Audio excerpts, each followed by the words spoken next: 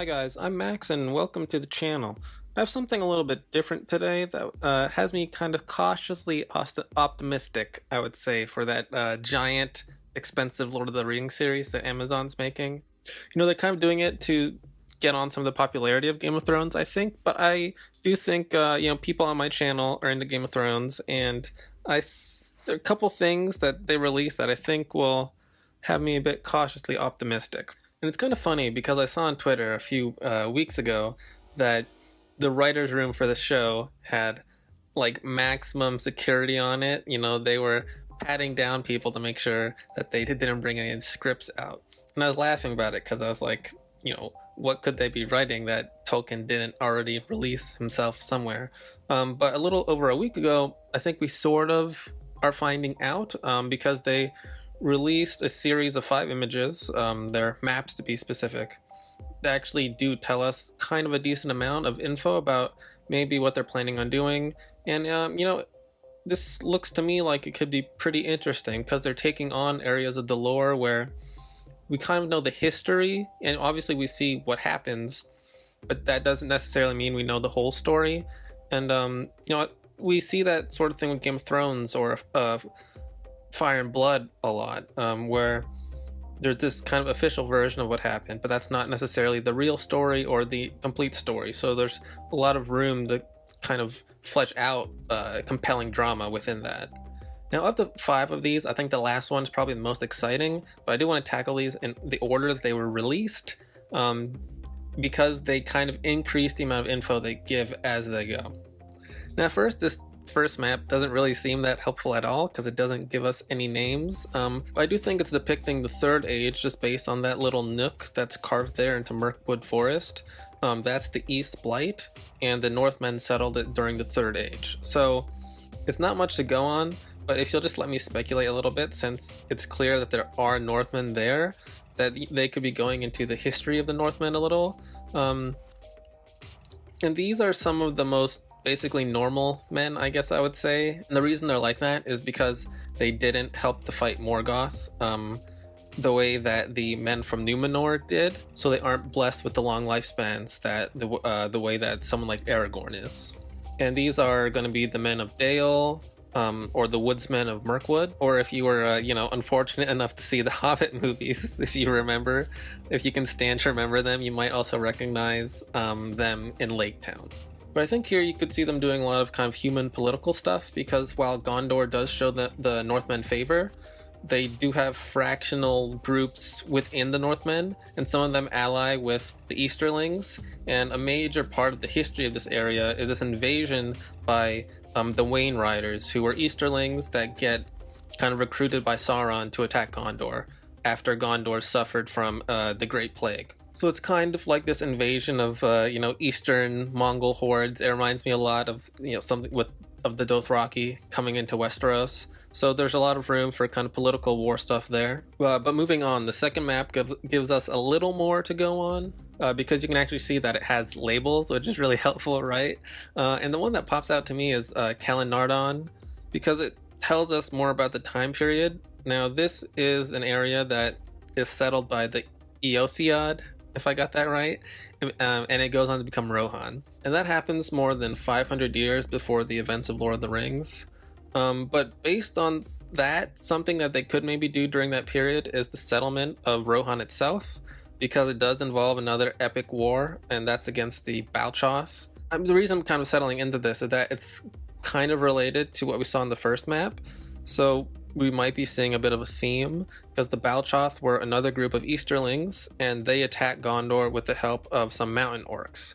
What ends up happening is because the Eotheod help Gondor defeat the Balchath, Gondor gifts them this green prairie land to help them, and that's how Rohan becomes Rohan. So it's kind of another example of seeing how things become the way they are in the movies. And I think this is going to be a prequel, I'm pretty sure, just based on these maps and stuff. So in prequels, prequel things love to have all these callbacks and throwbacks. So I think it's another example where they could do stuff that's sort of familiar but also new. And because based off just the amount of money they're putting into it, I feel like they're kind of trying to ride the coattails of a Game of Thrones. This also has a lot of room for kind of political, geopolitical stuff, because you have the Steward of Gondor has conflicts, and you have all these kind of different forces fighting over this one area. So I might go over into a video about that sort of stuff, but I do think that they have a lot of room for a lot of the politics and intrigue that they like to do in Game of Thrones. So going on to the third map, the big thing I take away is the name Lor-Lindorinon, which is an ancient elven name for Lothlorien. And Lothlorien is where Frodo and the others meet up with, they meet Galadriel for the first time.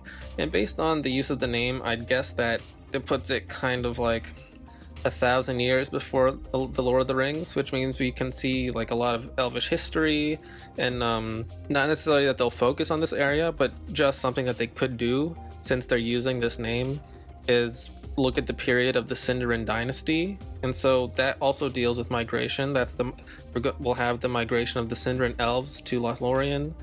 We could also get into the War of Wrath here, because the Sindarin migration happens right after the War of Wrath. And by the way, that War of Wrath is the same one I mentioned earlier, where the elves defeat Morgoth for the final time. And Morgoth is kind of like Tolkien's version of Lucifer. For this period, they could be doing a lot of kind of elven politics and intrigue type stuff. Looking at the fourth map, if you look kind of down there, this gives us even more names, but the two that I'm interested in and I think would be ripe for a lot of storytelling are the names Minas Ithil and Minas Arnor, and those are two of the major cities of Gondor.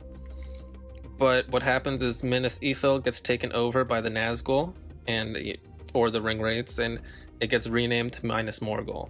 And Minas Arnor becomes Gondor's capital, Minas Tirith. So we could kind of be seeing the rise of Nazgul sorcery here, maybe Sauron getting a bit more power, that sort of thing. Now for my favorite, because the fifth map is definitely the most fun.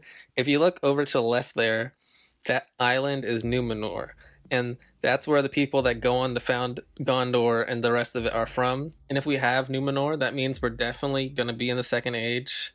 And if we go to Númenor, like, it appears on this map, so it seems like they wouldn't put it there for no reason. It seems like that's probably what will happen. We have a ton of possibility for Game of Thrones type conspiracies and coups and just general awesome political stuff.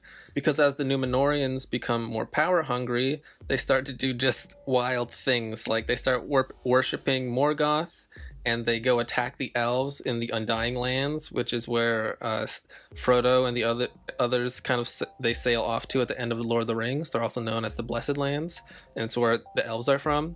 So they can do a lot of awesome stuff with that, just looking at Númenor and fighting the elves. And you can also get into inter-elf human war things. It just seems awesome.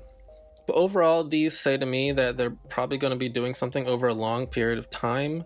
My feeling is that they might be doing an anthology, maybe going through the history of Gondor, or going through the history of the fights against Morgoth and his minion Sauron, or going through the history of kind of the rings and how they come to be and how they, switch hands and stuff like that. And we'll say I'm not super hyped for it just because I've been let down too much, but I am definitely interested.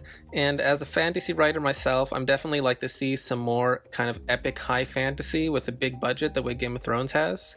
But those are just my thoughts, so stay tuned. As I mentioned, I probably will do some more kind of in-depth videos on the wars and history and stuff that I mentioned. But do let me know, do you have any Middle-earth wars and history that you'd like to see them do? Or which potential story that I mentioned sounds like it'd be the most interesting to you? So let me know below, and if you like this, make sure you like it so more people can see it. Until next time, this is Max, and have a good one.